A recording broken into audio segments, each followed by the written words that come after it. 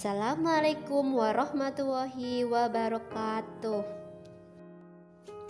Kali ini kita akan belajar koordinat Kartesius. Tujuan belajar koordinat Kartesius diharapkan nanti kalian tahu yang pertama apa itu koordinat Kartesius, yang kedua bagaimana cara menentukan koordinat titik pada koordinat Kartesius, yang ketiga bagaimana sifat koordinat Kartesius terhadap kuadrannya, yang keempat kedudukan garis terhadap sumbu X dan sumbu Y.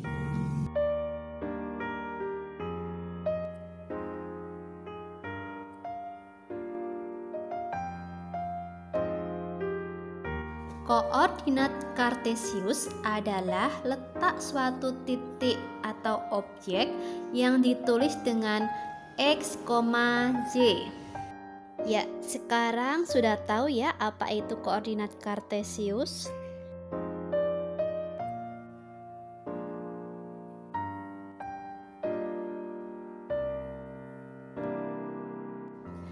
Banyak manfaat yang bisa kita ambil dari pembelajaran koordinat Kartesius, seperti melihat titik kota pada peta.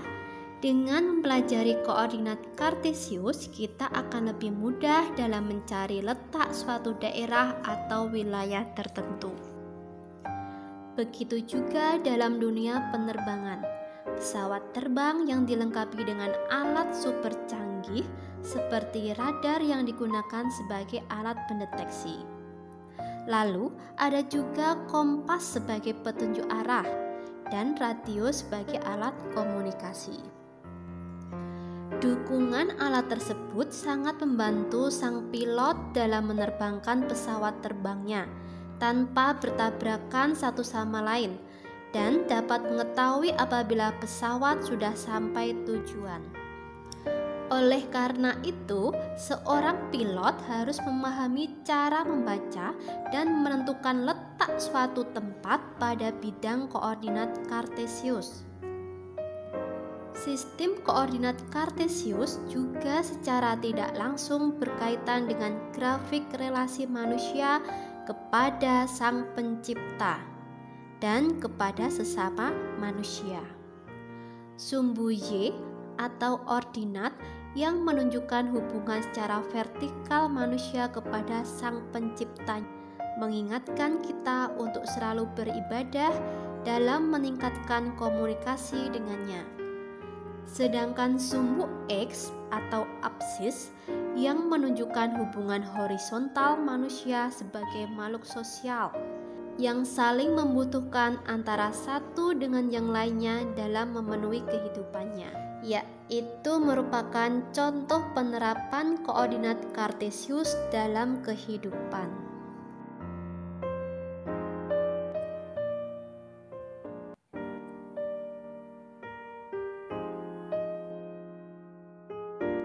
Apsis itu sumbu X ya, garisnya yang mendatar atau horizontal. Sedangkan ordinat itu sumbu Y, garisnya yang tegak atau vertikal. Sudah paham ya?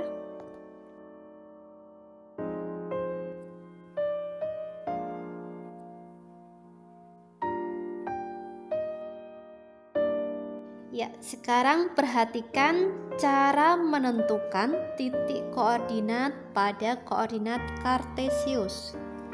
Perhatikan gambar koordinat Kartesius berikut ini. Titik koordinat ditulis sebagai X, Y. Contoh, jika diketahui titik koordinat 2,3, maka dapat dikatakan bahwa titik X atau apsisnya sama dengan 2. Titik Z atau ordinatnya sama dengan 3. Yuk kita tentukan letak titiknya. Kita gambar koordinat Kartesius ya. Sumbu X itu yang mendatar, sumbu Y yang tegak. Kanan nilainya positif, kalau kiri nilainya negatif. Sedangkan atas nilainya positif, kalau bawah nilainya negatif. Titik tengah ini 0,0 namanya titik pusat. Selanjutnya kita tentukan titik 2,3. Nilai X-nya 2 dan nilai Y-nya 3 ya. Titik ini menunjukkan titik 2,3. Udah paham ya? Selanjutnya, kedudukan titik terhadap sumbu X dan sumbu Y.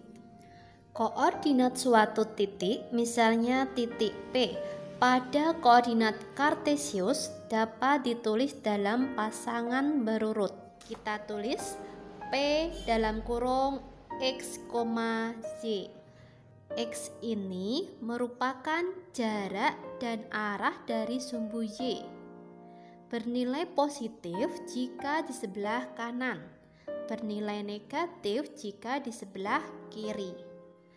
Sedangkan nilai Y, jarak dan arah dari sumbu X, bernilai positif jika di atas sumbu X dan bernilai negatif jika di bawah sumbu X. Contoh, tentukan kedudukan titik C. Yuk kita perhatikan koordinat titik C. Kita lihat jarak dan arah dari sumbu Y terlebih dahulu, yaitu berjarak 4 satuan terhadap sumbu Y dan terletak di sebelah kiri sumbu Y. Selanjutnya, kita lihat jarak dan arah dari sumbu X, yaitu berjarak 3 satuan terhadap sumbu X dan terletak di atas sumbu X. Kalau letaknya di sebelah kiri bernilai negatif dan kalau di atas bernilai positif. Sudah paham ya? Jadi koordinat titik C kita tuliskan min 4,3.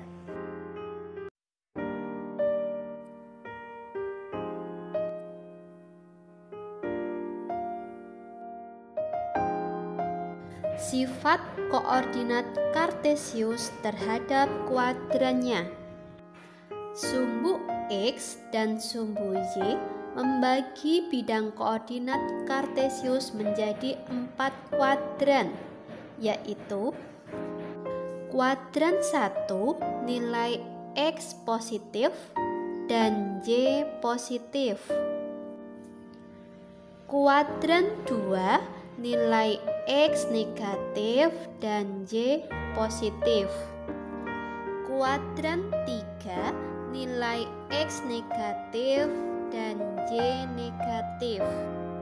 Kuadran 4 nilai X positif dan Y negatif. Selanjutnya ke contoh soal. Contoh, tentukan letak kuadran dari titik-titik berikut. A 2,5, B 3,4, C min 1,4 dan D min 5,3. Sekarang kita jawab. Yang A 2,5 berada di kuadran 4 karena nilai X-nya positif dan Y-nya negatif. Yang B 3,4 berada di kuadran 1 karena X dan Y-nya positif. Yang C min 1,4 berada di kuadran 3 karena nilai X dan Y-nya negatif. Yang D min 5,3 berada di kuadran 2 karena nilai X-nya negatif dan Y-nya positif. Sudah jelas ya? Sekarang kita lanjut ke kedudukan titik terhadap titik asal dan titik tertentu. Kedudukan titik terhadap titik asal 0,0 dan titik tertentu A, B. Untuk lebih jelasnya kedudukan titik terhadap titik asal dan titik tertentu, kita langsung ke soal. Perhatikan gambar denah berikut. Pada gambar ini, titik pusatnya adalah pos utama. Pada gambar tersebut ada pos 1, pos 2, pos 3, terus ada tenda 1, tenda 2, tenda 3, tenda 4. Ada juga perumahan, tanah lapang, kolam, dan pemakaman. Pertanyaannya, tentukan jarak dan arah titik pasar, tanah lapang, tenda 4 terhadap pos utama. Dan juga disuruh menentukan jarak dan arah pasar, tanah lapang, tenda 4 terhadap perumahan. Cara menjawabnya, perhatikan rumus berikut. Kita misalkan titik P, nilai X-nya jarak horizontal dari titik acuan bernilai positif jika ke kanan dan bernilai negatif jika ke kiri.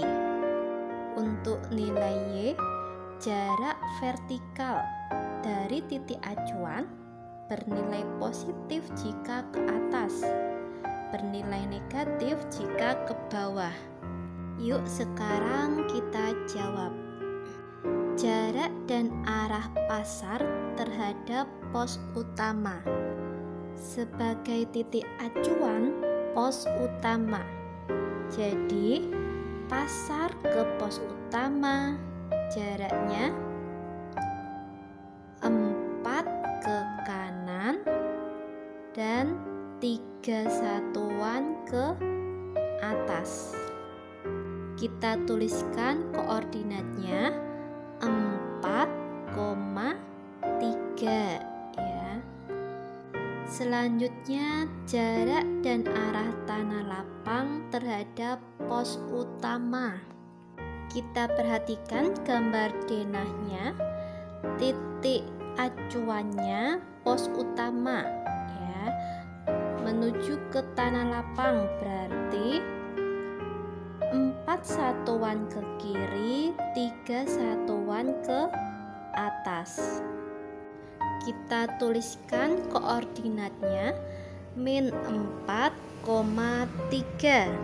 Selanjutnya jarak dan arah tenda 4 terhadap pos utama.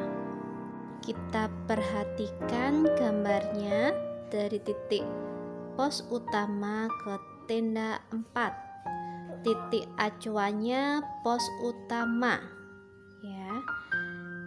Jadi 0 satuan ke kanan atau kiri, 2 satuan ke bawah.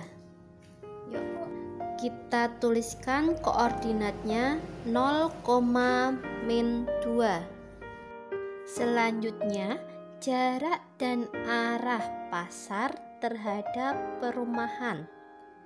Titik acuannya perumahan. Jadi, jarak dan arah pasar terhadap titik acuan yaitu perumahan, yaitu 2 satuan ke kiri dan 2 satuan ke bawah. Kita tuliskan koordinatnya -2,-2. Selanjutnya, jarak dan arah tanah lapang terhadap perumahan. Kita perhatikan gambar denahnya. Titik acuannya perumahan ya. Jalannya dari perumahan menuju ke tanah lapang. Mendatar dulu berapa langkah? yaitu 10, karena ke kiri berarti min 10. Selanjutnya ke bawah, yaitu sebanyak 2 langkah, karena ke bawah berarti min.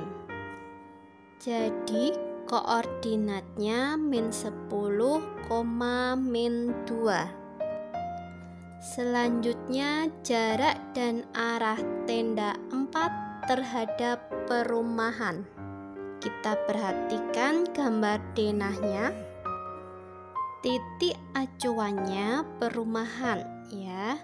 Jalannya mendatar baru vertikal, horizontal baru vertikal, yaitu ke kiri 6 satuan dan ke bawah 7 satuan.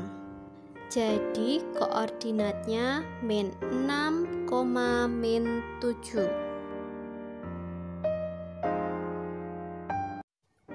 Selanjutnya kedudukan garis terhadap sumbu X dan sumbu Y. Perhatikan gambar berikut ini. Garis L1, L2, L3, dan L4 sejajar dengan sumbu X dan tegak lurus dengan sumbu Y. Kita tuliskan kedudukan garis L1, L2, L3, dan L4 sejajar dengan sumbu X dan tegak lurus dengan sumbu Y. Selanjutnya, perhatikan gambar berikut ini. Bagaimana kedudukan garis M1, M2, M3, dan M4? Ya, betul. Garis tersebut tegak lurus sumbu X dan sejajar sumbu Y. Selanjutnya, perhatikan gambar berikut. Bagaimana kedudukan garis N1 dan N2 terhadap sumbu X dan sumbu Y? Ya, garis N1 dan N2 memotong sumbu X dan sumbu Y. Sudah jelas ya? Sekian belajarnya sistem koordinat Kartesius. Jangan lupa di-share ke teman-teman kalian. Dan yang baru join di channel ini, jangan lupa di-subscribe dan aktifkan loncengnya agar tidak ketinggalan video-video selanjutnya. Wassalamualaikum warahmatullahi wabarakatuh.